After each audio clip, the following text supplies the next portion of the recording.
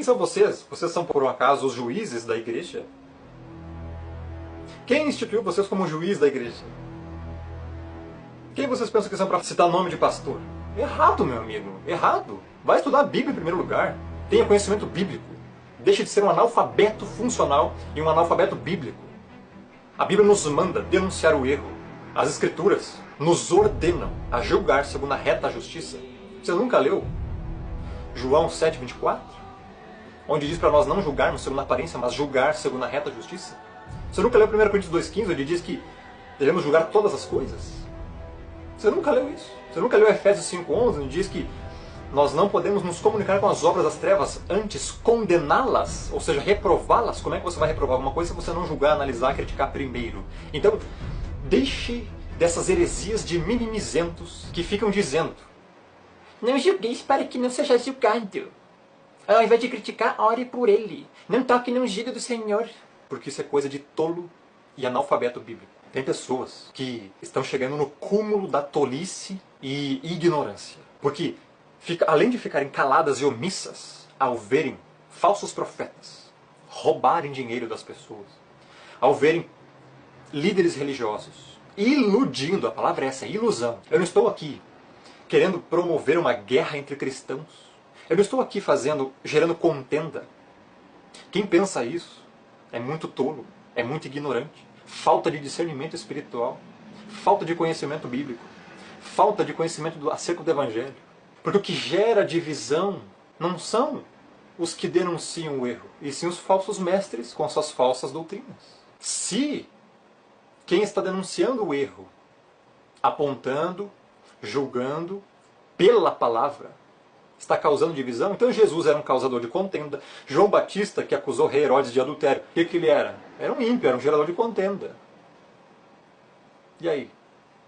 Paulo, que citou Demas, que abandonou ele, amando o presente século, o que Paulo era? Era um blasfemo? Era um ímpio? Aí era um cristão com ódio? É isso mesmo? Está faltando ler a Bíblia, camarada. Está faltando você se arrepender de ser um omisso e um preguiçoso. Não leitor das Escrituras. Vai ler as Escrituras. Vai ler as Escrituras. Deixa de ser relaxado. Está aí a Bíblia aberta aí, em cima da cabeceira, no Salmo 91, ou fechada muitas vezes, puro pó em cima da escrivaninha, balcão, dentro de uma gaveta. Vai ler a Bíblia antes de falar besteira. Não podemos nos iludir e pensar, não toquei no ungido do Senhor. Quem disse que é ungido do Senhor? Primeiro, se é ungido do Senhor, ele obedece a palavra e não prega heresia. Se é ungido do Senhor, ele não é soberbo. Se é ungido do Senhor, tem humildade em reconhecer quando está errado. É ungido do Senhor? Eu vou mostrar, não temos que deixar de ser trouxa. Nós pentecostais temos que deixar de ser trouxa. Concordo. Silas Malamáfia. Vocês têm que parar de acreditar que se vocês derem R$100 para o seu pastor, você vai ganhar 1.000 no fim do mês. Vocês têm que parar de pensar que você tem que doar o seu carro para a igreja na esperança de receber uma Lamborghini em troca. Tem uns com cara de super santos. Pastor, eu dou ofertas, pastor, simplesmente pelo hábito de dar. Sim, trouxa. Ok, trouxa. Eu respeito que você é trouxa. Eu dou ofertas porque é simplesmente, sabe? Porque eu amo a Deus, então eu dou e está acabado. Você deve dar oferta na expectativa que você vai colher na sua vida. Eu plantei oferta na casa de Deus e vou colher bênçãos materiais na minha vida e espirituais também. Jesus nunca prometeu isso. Aí a pessoa está lá, 70 anos na igreja, fazendo isso, dando dinheiro, oferta, na esperança de receber coisas materiais em troca, e nunca ganha nada. Quem que ganha? Seu pastor. Se 95% da igreja brasileira é pentecostal, tem que respeitar? Tem que respeitar porque a maioria é. E se a maioria estiver errada? Em sua doutrina, em sua soteriologia, em sua teologia? Aí tem que respeitar? Mesmo estando errado, não tem que respeitar. Tem que, pela Escritura, denunciar o erro, repreender, corrigir, admoestar, a fim de que sejam sãos na fé. É o que diz Tito 1,13. Você está entendendo? Você está conseguindo ter discernimento para entender o que está acontecendo. Coloque o seu cérebro, a sua mente para funcionar. Não seja um Maria vai com as outras. Não seja um mero papagaiozinho repetitor.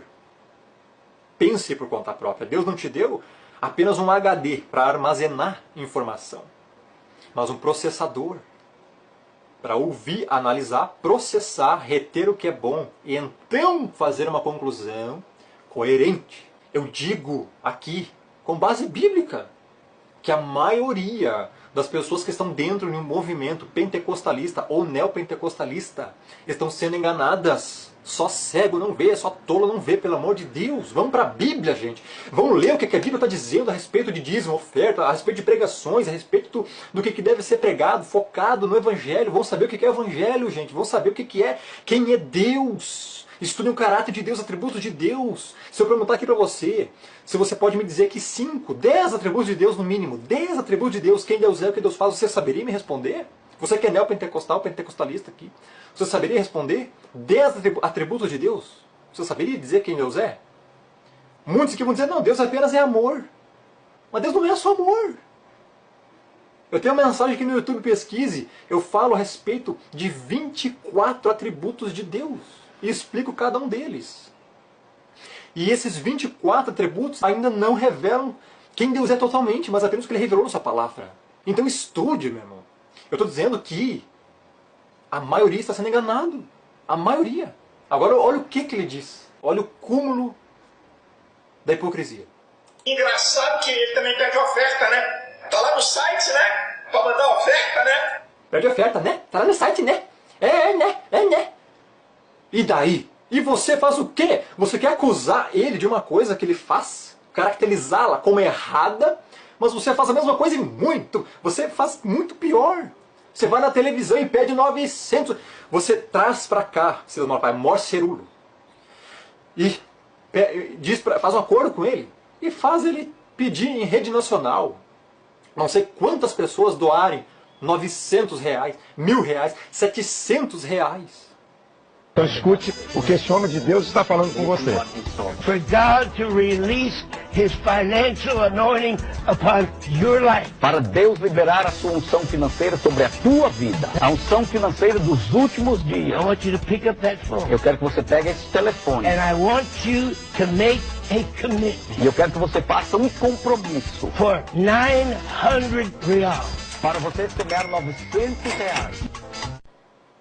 E você também pede oferta de aluguel de casa das pessoas. Você vai oferecer um aluguel seu. Um aluguel. Você paga aluguel? Pega esse aluguel de abril a dezembro, divide ele. Um aluguel. Por exemplo, eu pago 500 reais de aluguel. Eu vou oferecer uma semente de um aluguel para que o Senhor possa abrir a porta para eu ter a minha casa própria. E você quer acusar o outro que ele está pedindo oferta? Oferta, né? Dinheiro, né? Tá no site dele, né? Vai se converter! Hipócrita! Rômulo, você não pode julgar. Só Deus cabe o julgamento. Só Deus pode nos julgar. Devemos orar ao invés de criticá-los. É. Deixa eu dizer para você o que significa não julgueis hoje em dia. Quando você diz não julgueis, não me julgue, não julgue os outros, significa deixe-me pecar em paz. Deixa ele pecar em paz. Deixa ele roubar, matar e destruir em paz. Deixa ele enganar, iludir e mentir para os outros em paz. É isso que significa. Não julgue, não critique, vai orar. É, tem que ficar caladinho, né? Tem que ficar caladinho, ouvindo eles, arrastando multidão para o inferno. Esse é o seu pensamento. Converta-se. Quem segue essa teologia da prosperidade defende Malafaia pelas heresias que ele está pregando. Entenda bem. É porque ama muito mais o dinheiro do que a Deus. É porque é muito mais rebelde quanto à soteriologia bíblica. Teologia bíblica coerente, verdadeira, do que o evangelho verdadeiro. Vocês fizeram um outro evangelho para vocês. Estão seguindo esse outro evangelho amaldiçoado. E estão amando estar aí. Vocês não estão tristes com isso. É o que vocês querem? Vocês querem se enriquecer às custas de Deus, usando o Evangelho, o nome santo de Deus, que deve ser reverenciado. Vocês terão isso. Mas no final, o destino de vocês, podem ter certeza, que não será muito bom. Porque ninguém pode servir a dois senhores ao mesmo tempo. Ninguém pode servir a Deus e às riquezas, porque ou há de amar a um e odiar o outro. Ou odiar a um e amar o outro. Convertam-se.